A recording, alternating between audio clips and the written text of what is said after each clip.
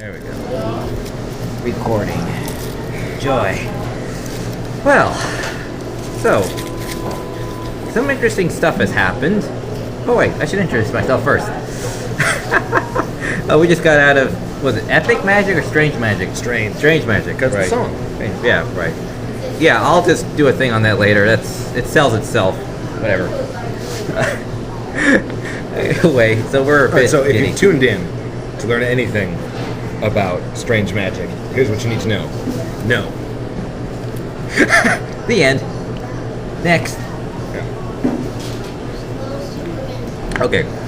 I am your host, as always, the Archivist, and with me is... I'm Ken. He's Ken now. Yeah. And, just as we just seen right now, coming out of Strange Magic. That's... Oh. I can't help falling in love with you. They couldn't decide if the story was about, like, rape and manipulation being bad or about maybe it's kind of cute. Sugar pie, honey pie, sugar pie, honey pie. Which, by the way, actually isn't even what I disliked about it. What I disliked about it is that nothing mattered for the first half, and everything that happened in the second half had no background. They did all this setup that wasn't useful. Well, I like the singing. I like the animation. I liked, let's see here, interesting storytelling. Settings were, storytelling was terrible. The settings were cool. The mushrooms were great. I mean, I actually kind of wish they weren't funny.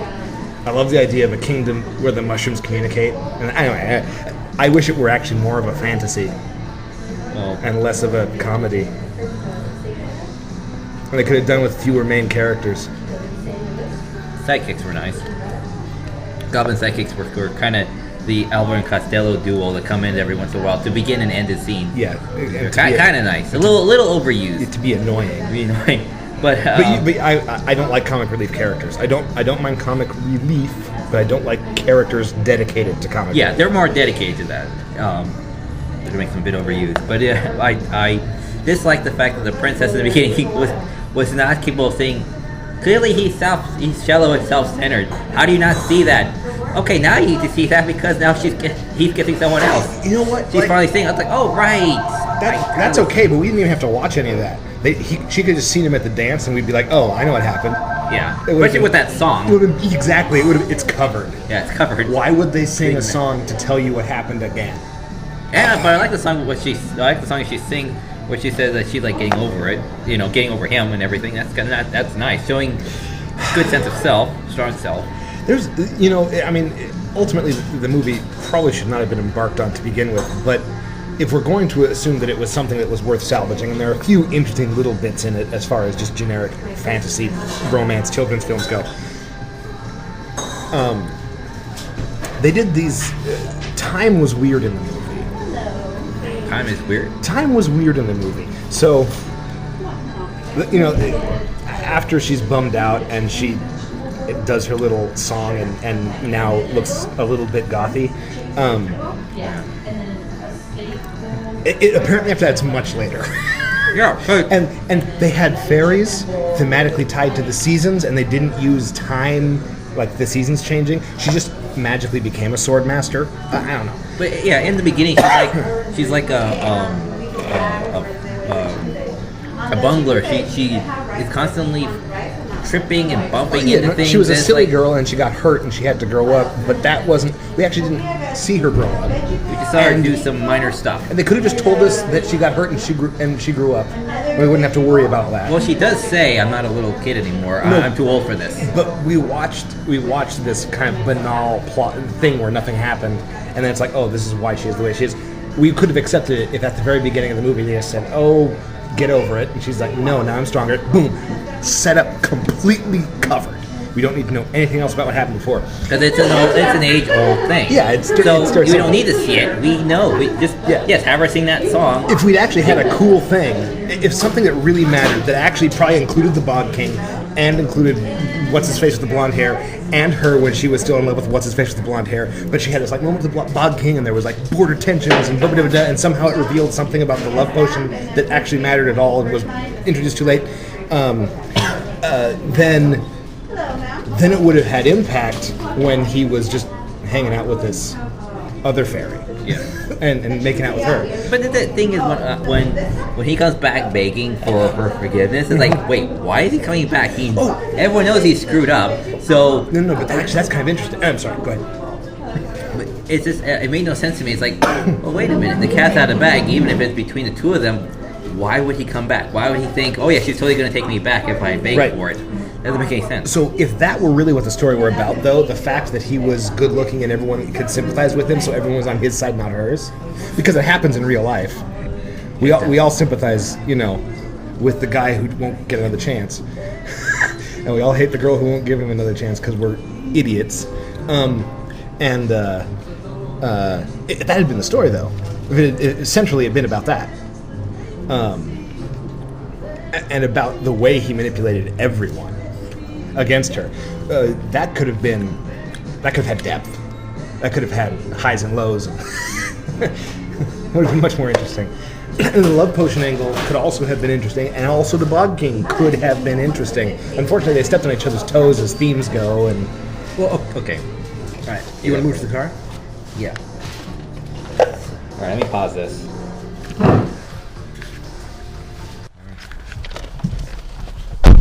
Okay, so we're back. Get this. I was watching what's his name? This reviewer guy. I forget what it's called. I forget what his name was, but he's very popular. And he did a review, and I saw this yesterday on YouTube, and he was talking about how the relationships in Epic Magic or Strange Magic. It's epic. It's Strange Magic, right? Strange Magic. I don't know why I can't get that right. Strange Magic. He says there was the love triangle, and he says I've been in this relationship before, and trust me, it does not work that way. And I'm thinking to myself, what between the dwarf, was it elf or dwarf? He's an elf. Elf and the fairy sister. Yeah. I'm thinking that's what he meant. Yeah.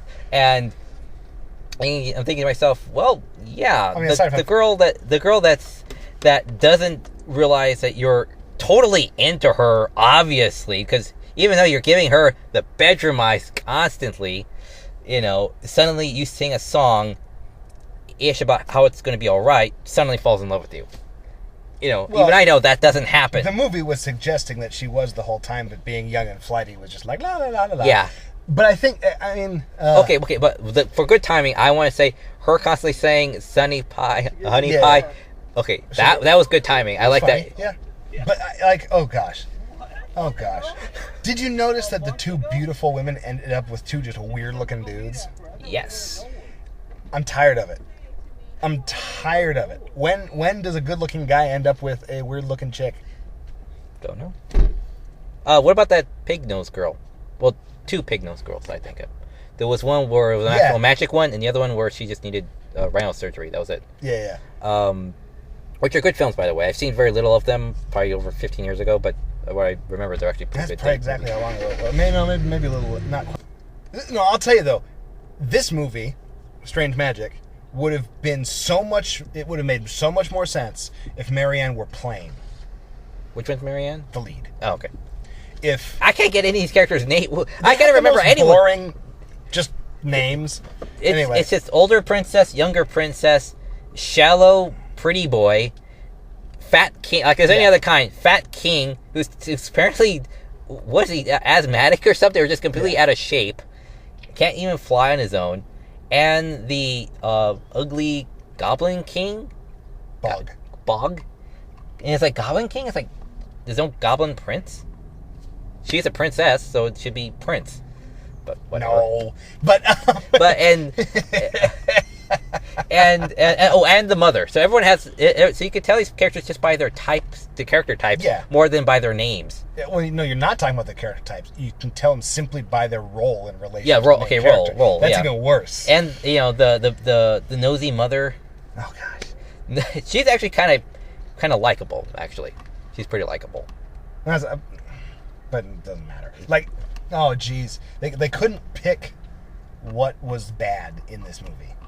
They couldn't pick what the thematic villain was, and which is kind of good if done right.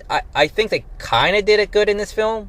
I think I've seen it better in other places, but it kind of works here to a certain extent. It kind of does. No, I disagree. I think that the fact that it's like, oh, is meddling wrong? No, meddling might not be wrong. Oh wait, is denying love wrong? No, it seems to work out for these two.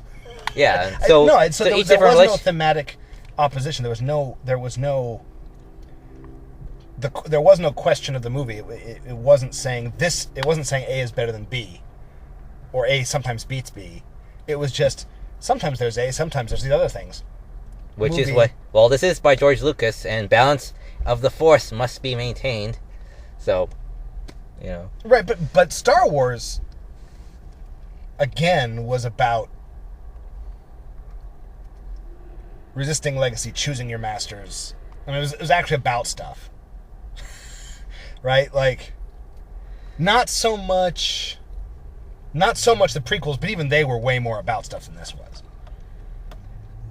And more about stuff than a lot of things. They're more about stuff than... A lot less singing. Oh man, these guys did not understand musicals. They didn't? No, this was terrible. There was no musical structure. Which song was what? Well, one part I didn't quite get because they were trying to talk over the song. One goblin says, "Oh, I know this song," and it's like, I don't mean is that song I was supposed to get, because I couldn't quite understand it. A lot of the other songs I got, which were sung pretty well by me. I don't mean which songs was which songs. I mean which songs served what purpose in the movie. There's a reason that musicals follow a certain structure. It's because if you just sing instead of talking sometimes and talk instead of singing other times, it's annoying. Musicals know when it's time to sing and when it's time to talk, and there's been something hammered out, and in most cultures that have musicals, it's very similar. There's some differences, but and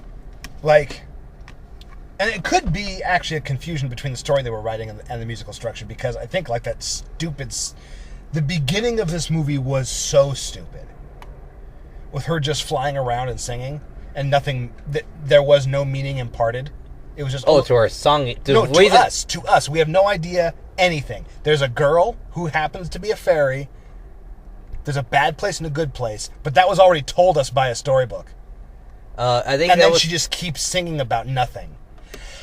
I think it was supposed to showcase how bright-eyed and innocent she is. And optimistic. Yeah, but that's a lot of time to spend on one idea, and actually we're not really sure what she's optimistic about. We're not sure. But love. It's about love, Ken. It's all about love.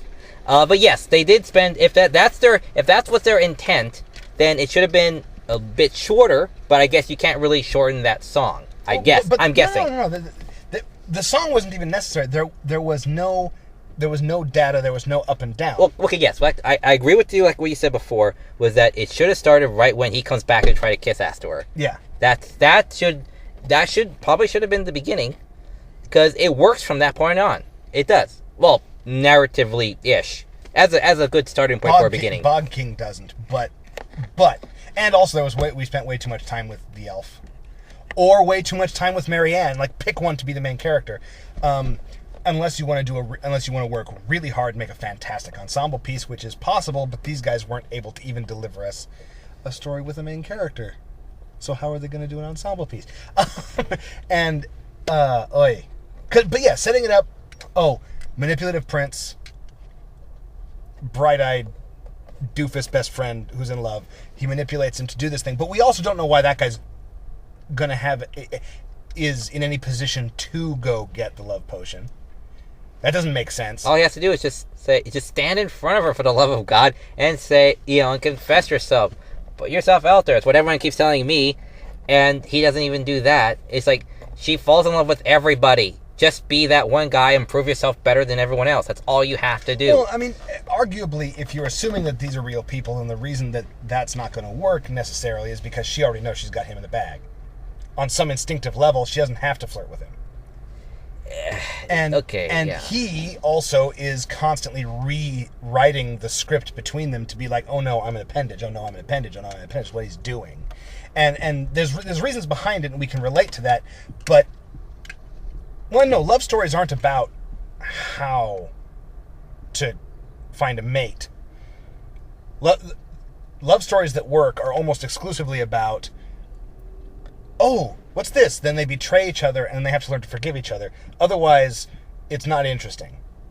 And those are usually not interesting because we make so bloody many of them. But the misunderstanding. But it shouldn't be a misunderstanding. It should be an outright betrayal. They should fail each other. That's why in the theater when they sing their big songs and the duo. Yeah. The only real duo they had. No, the first duo they had in the film, because there was a second duo at the end, where she finally finds her true love. But anyway, with the self-absorbed prince and the lead princess, Marianne, I think? Marianne, or whatever, they sing this duo song. Well, they're separate, and they're in separate places, but they sing this similar song about being in love, and then right when, they hit that high note at the end, and the girl runs into his arms, and they kiss. A different girl. I just started busting out laughing because it was just like, of course he would be physically in love with somebody else. Well, and also, if it was anyone else other than himself, it would be not the older princess. Well, it was also somebody else that didn't matter. Yeah, because we never knew who that was. It's like, if that was her best friend, that would just be perfect. I expected that, but it turns out it wasn't. No, but even if it's just some girl, right? Like, we don't know why they're supposed to be in love. We never saw them doing a very good job of it. So it doesn't hurt us at all. It doesn't hurt our feelings when it's with someone else. We're like, oh, good, that's settled. You know what I mean? It was just a waste. But that was a pretty good straight-up betrayal right there, if I've ever seen it. Yes. But it's not his love story. Yeah, but it's not his love story. And that's the other thing, is she had no history or time with the Bog King. Like, I actually enjoyed their, like, little bonding cute moment. sword fight. Oh, yeah.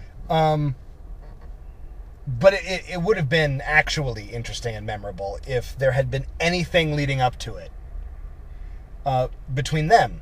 Even if it was just the stories they heard about each other and what they were expecting. That could have been interesting. Like she said, so I expected something a bit better. Well, she said that, but... she said that, but she never actually saw or heard anything, so it's like... So, yeah, a little bit more of hearsay would have been nice. Hearsay, but again, like... If we were going to go back in time to where she goes into the forest and is traumatized by it, then she should have been traumatized in a way that he played a role. Yes. Other than just big scary place. Yeah, and...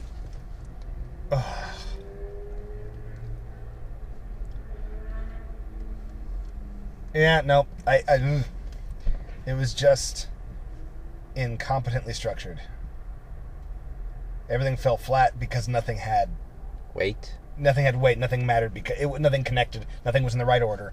They didn't have focus. And you can cover a lot of different grounds in a movie. It's just that even then you need focus.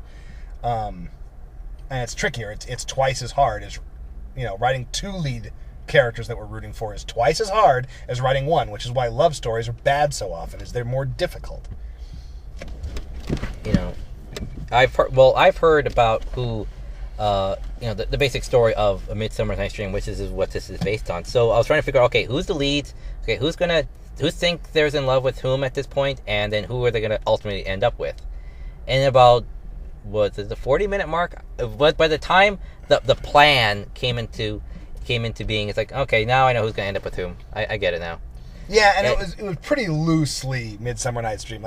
It was pretty much just the love potion as a joke. Yeah. And even then, it wasn't, man, the imp could have been an interesting dimension, wasn't? He's just a mascot character. Yeah. That's it. He's just the wild card, period. But I do like how the dwarf says, well, the sugar...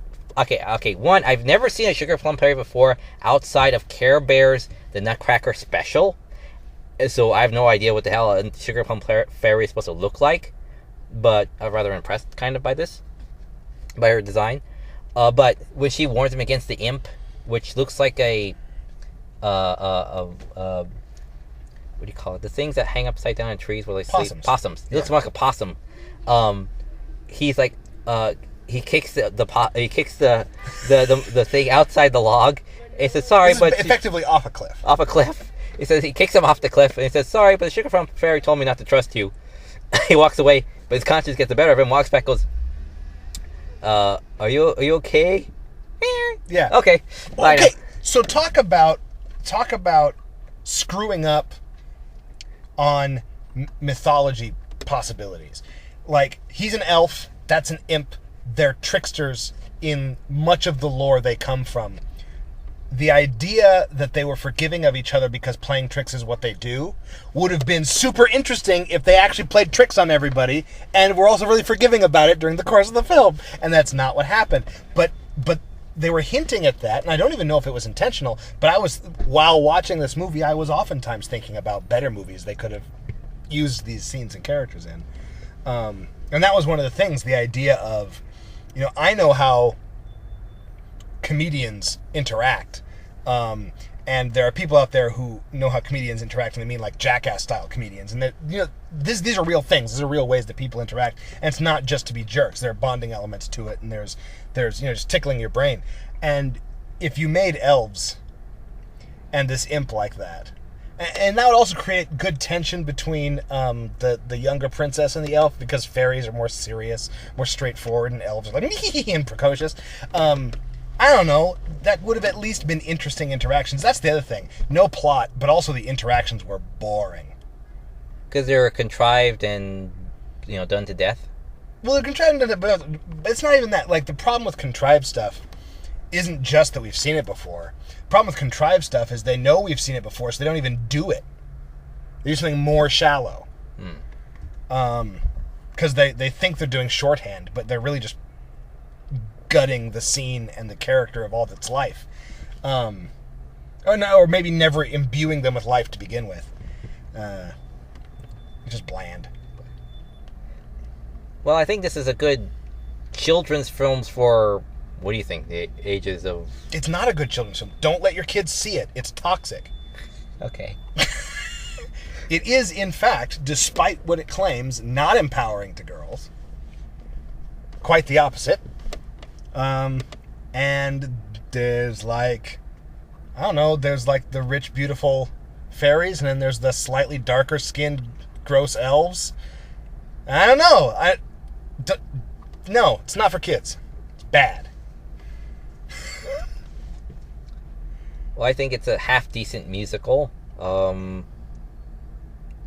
I like the mother, the mother, the troll mother. I mean, there's okay stuff. Like the first introduction to the Sugar Plum Fairy, I enjoyed her first scene. Yeah. After that, she was annoying. But well, she's supposed to be like a hyperactive, peppy characters can get grating after a while. That's why you're only supposed to see them rarely. Well, also she lost some of her flavor. Like I kind of like goes, oh, okay, this is who this person is, and then. But it was a little hard to figure out, and that was cool. It was actually something to think about while I was watching the movie. And then afterwards, it's like, oh no, they're just doing it because she's funny. They think she's funny. I don't know, guys. There's a few elements that are all right, but that's not a good enough reason to go see a movie. It's not worth your time. I'm sorry for the people who spent their time on this movie and their talent and even good ideas on it, because the sum total is a negative. But I'll get this movie just for the song base alone. Wally, when this thing is in the bargain bin, I'll get it then. You could also just get it like basically a mixtape of all these songs that aren't from the movie, because they're not from the movie. I know they're not from the movie. Yes, I know. I recognize a lot of these songs. They're not even really great versions. A couple of them are okay. I thought they were all really good versions. The Sunshine Honey Pie thing was pretty good. But you wouldn't listen to that. It was just funny. It was hysterical. Because they kept doing it and cutting it. Like, if you were listening to it as music, it would be like the radio cutting out would be really annoying. Oh, God. And I'm not against the idea of them using those kinds of songs, exactly. I just think that, man, they don't get it. Or if they, I don't know. I'm surprised at how much they don't get it. Sugar pie, honey pie, sugar pie. And I say they as opposed to blaming specific people because, that's how it works. You're never sure why exactly something goes wrong in a movie, but... Could be, I don't know, anything could just be anywhere from the writing concept to the editors. Who knows? From beginning to end. Who knows? Well, but even more than that, it's the way they relate to each other. It's what they're told by the producers. It's what they're not told by the producers. It's like what they're going through at the time. And even more than that, I think that there's everything's got to come together a certain way, and it won't always. But early on, this movie should have been scrapped and rethought out. Real early on, just plot-wise. I think this movie can do with some improvements on various different places. Because, you know, like when you said it had... when it kept switching back and forth, saying who is really, you know, what's really good and what's really bad. And, you know, it's like, well, in the situation right now, that's bad. No, wait, no. Now the situation has changed, or the perspective has changed, or we go on to a different couple, and the situation has changed. And things are like, okay, what was bad is now really kind of good, and then what was bad, and it's like, things didn't actually... and then who's really the bad guy, and who's really the opposition, and everything else. It kind of changing. It's like, well, that's kind of a good change of pace, you know, that there are different perspectives in things, and how. It wasn't about different perspectives. The movie maintained the same perspective. It's just the situations didn't change. They weren't deeply different from each other. It was just two people thrown together. That's all.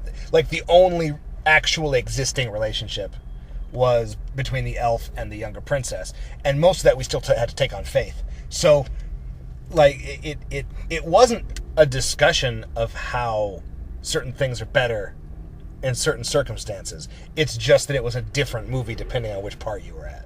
Yeah. Because you could do that. Yeah, you totally could talk about. You could, like, there's absolutely an element of dominance and submission, and the way that socially human, well, they're not human, but you know what I mean, they're effectively human. You know, the way people align themselves, and the way other people expect them to align themselves. Devotion. But none of those were actually challenged or discussed, or demonstrated.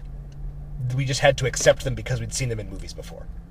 And we were told to. Yeah, and also, I don't know, a warrior king who imprisons people for years and plunges two kingdoms into a bitter, you know, a Cold War for a generation is really that a shy guy. He's an all right guy. Come on. Like, now, by the way, I'm okay with the fact that it's got this whole medieval thing going on. Maybe everyone has just murdered somebody because they had to, because like they called their mother a bad name, so they just killed them, and that's just acceptable in society. Fine, but that's they didn't play it that way. They guarded many of the characters. I don't like the fact that that effectively the only bad thing a dude can do, according to this movie, is be good looking. Anything else you do is totally forgivable. Yeah. Yeah, you could be an evil tyrant, but then by the end you'll be that nice, swell guy. Yeah, it's a little bit awkward. If you're ugly and you try to roofie a girl, that's forgivable. But if you're good looking and you try to roofie a girl, you get thrown off a cliff.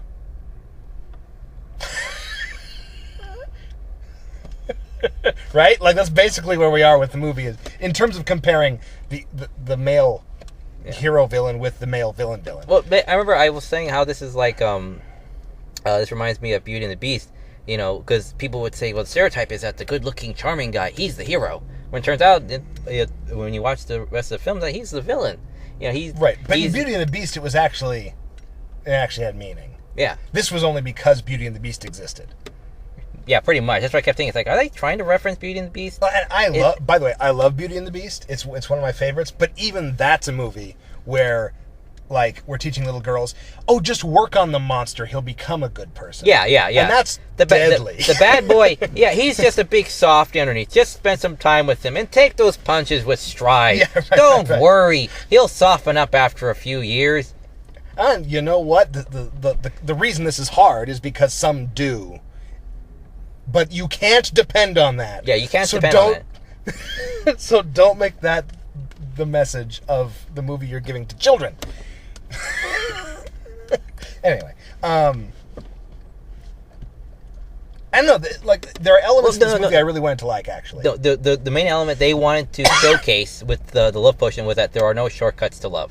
Yeah, by the way, after like one scene and a character falls in love, writers, you can't fall in love in a montage. And falling in love in a single scene requires other scenes to support it.